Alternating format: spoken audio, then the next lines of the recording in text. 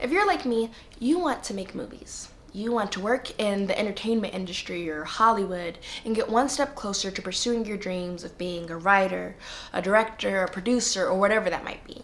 The only problem is you have absolutely no experience, you didn't go to film school, or at least the right film school, and you don't live in any of the major film hubs like LA or Atlanta or New York, places where everyone's telling you you have to be.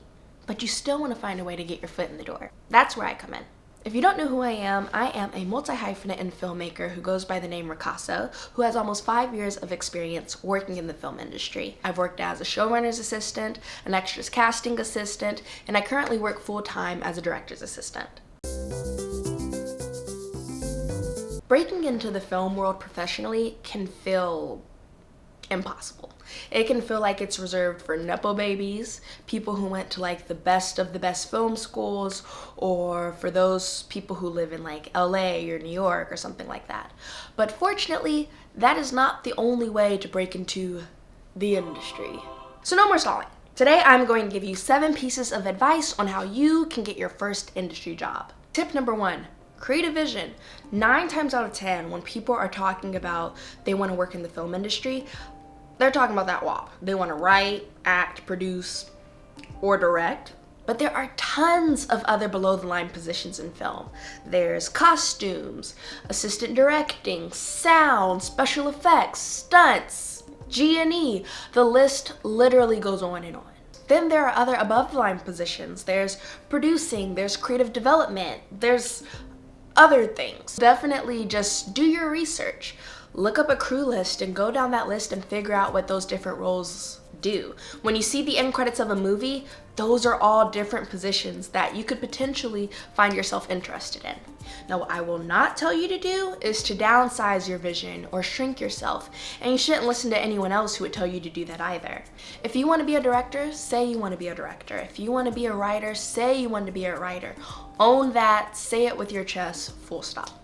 Just know there are a lot of ways to get to where you want to be, and sometimes that vision might change along the way, and that's okay. But as you start to network and interview, it's really great to have a quick 1 to 2 sentence summary of where you see yourself in the future. For example, when people say, "Who are you? What do you do? Where do you see yourself in the future?" I say that I am a writer, actor, director, and producer. I see myself owning my own production company where I am able to create original projects while also supporting other marginalized and emerging creators to do the same. What writing your vision does for you is it keeps you focused. It gives you something to continuously come back to so you can remember why you're doing what you're doing. What writing your vision down is not supposed to do is make you rigid or a diva from accepting other opportunities that are still really great stepping stones, even if they aren't quite your end goal. My first film job was as a costumes PA. I have no interest in doing costumes long term, but what it gave me an opportunity to do was be on my first major film set, meet other crew members, and get an idea of what it's like to work production hours. Tip number 2, create a network. 70% of jobs are found through networking. Most entry-level film positions like an office PA or set PA aren't going to be found on LinkedIn or Indeed. You're gonna find them through word of mouth. A key reason why people will go to film school or move to an LA or New York is because of the networks they now have access to. So when you don't live in those spaces, you just have to hustle a different way. I graduated from a small film school in the Carolinas, but it was nowhere near as like competitive or well known as a USC and an NYU that have a really strong network built into it. So say you live in the middle of like bumchuck nowhere. Here are some good pieces of advice you can still use to develop a network. Facebook groups.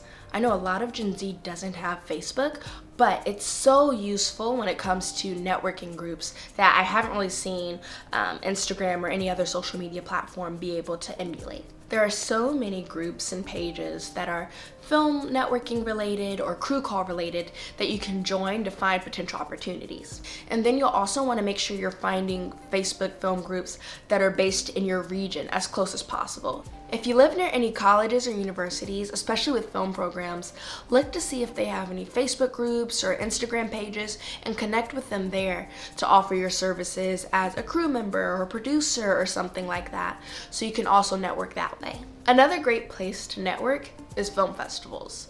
Film festivals not only offer screenings, but they also offer lots of panels and mixers and things like that. So it's giving you intentional time to meet with other people in the industry and fellow creatives. This past year, I went to American Black Film Festival for the first time, and it was 10 out of 10 amazing. Lastly, maintain your network. A lot of people, they'll connect with people and then they'll only reach out to them when they need a job.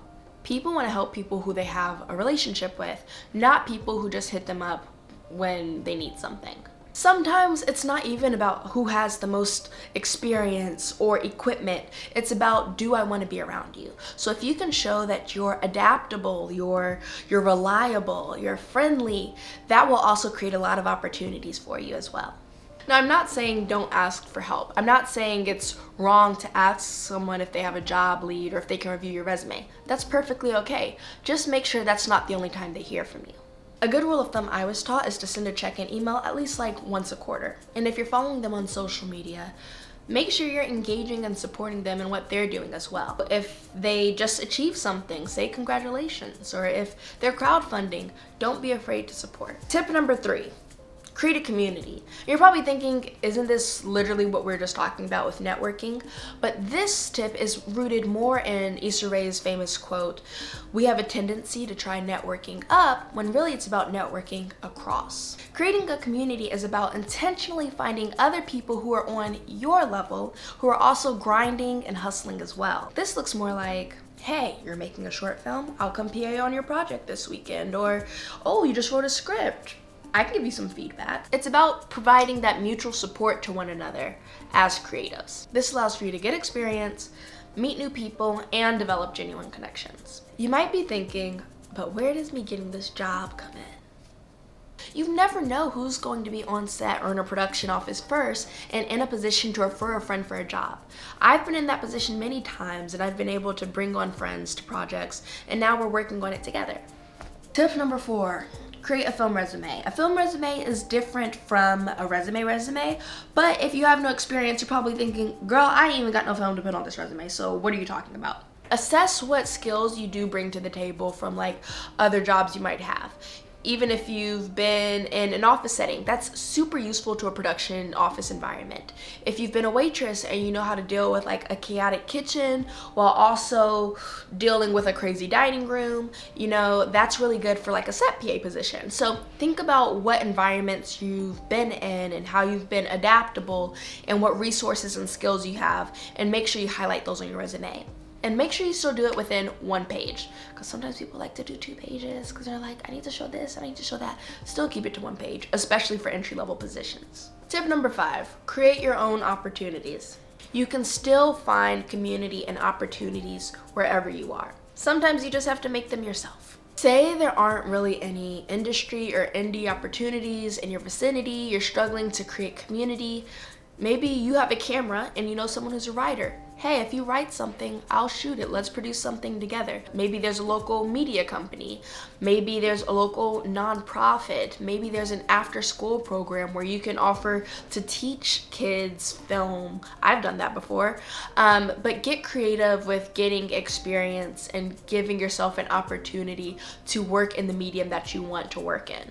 Sometimes you have to do stuff for free to get the experience that you need to get further along. Tip number 6, create a list of resources. While you can't often find film crew jobs on websites like Indeed or LinkedIn, you can find them on websites like Staff Me Up or Backstage. Also, see if your city or state has any sort of film commission database website or union site that posts entry-level positions as well. Tip number 7, continue to create. This journey is a process.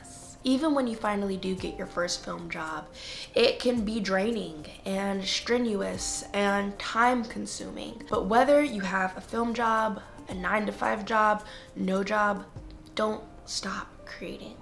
Because creating will continue to fuel you and connect you with others and remind you why you're doing what you're doing. So be patient, be consistent, and don't give up.